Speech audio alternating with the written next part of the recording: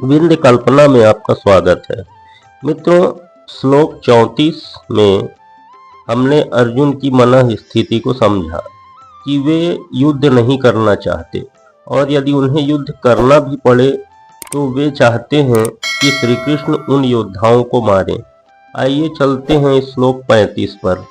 अपि त्रैलोक्य राज्यस्य हेतोः किं नु मही कृते निहत्य धार्तराष्ट्रान्नाः का प्रीतिः स्यात् जनार्दनः।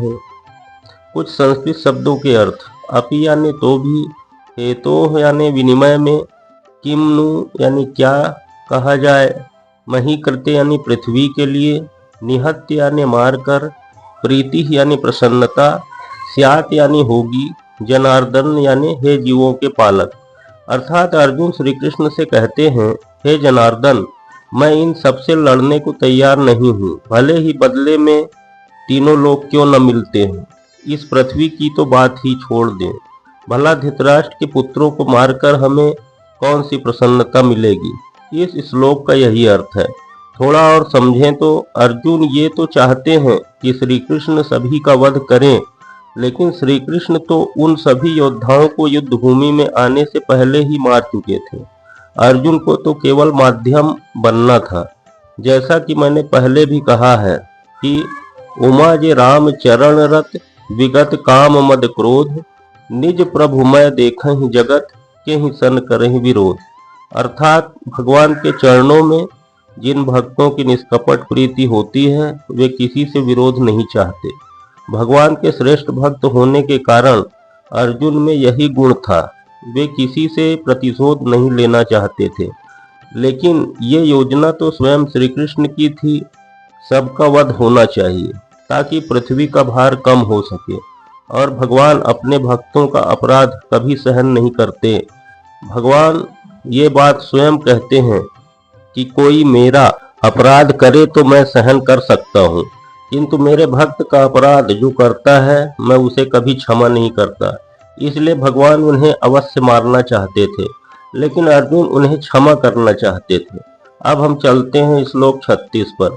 पाप में वाश्रय दस्मान हत्वैतान आततायिनः तस्मान्त्रार्हा वयं हन्तु धार्तराष्ट्रांस बान्धवान् स्वजनं हि कथं हत्वा सुखिनः स्याम माधवः। कुछ संस्कृत शब्दों के अर्थ। आश्रयत यानी लगेगा, असमान यानी हमको, हत्वा यानी मारकर, एतान यानी इन सब, अर्हा यानी योग्य, कथम यानी कैसे, श्याम यानी हम होंगे। अर्थात यदि हम ऐसे आतताइयों का वध करते हैं तो हम पर पाप चढ़ेगा।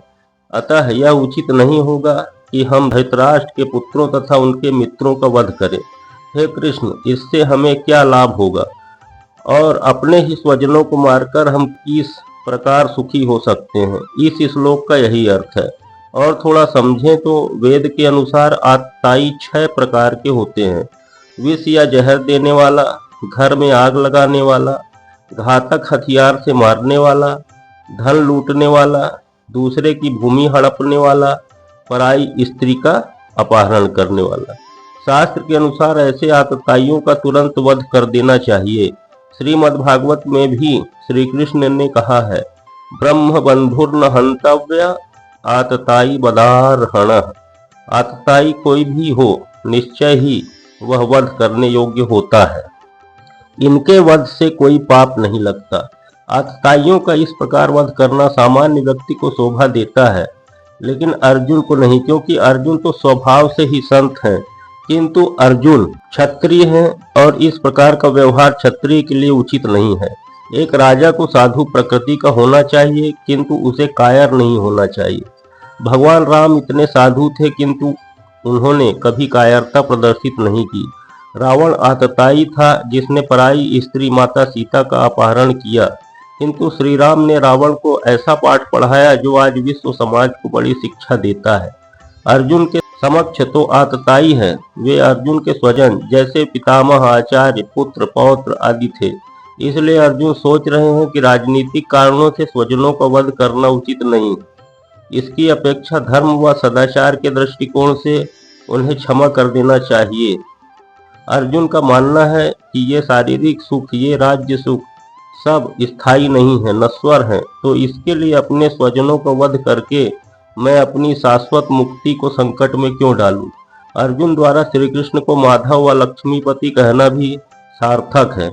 वह माधव को यह बताना चाहते थे कि वे अर्जुन को ऐसे युद्ध के लिए प्रेरित न करें जिससे अर्जुन का सर्वनाश हो जाए, किंतु श्री कृष्ण कभी किसी का अनिष्ट नहीं करते, भक्तों का तो कदापि नहीं।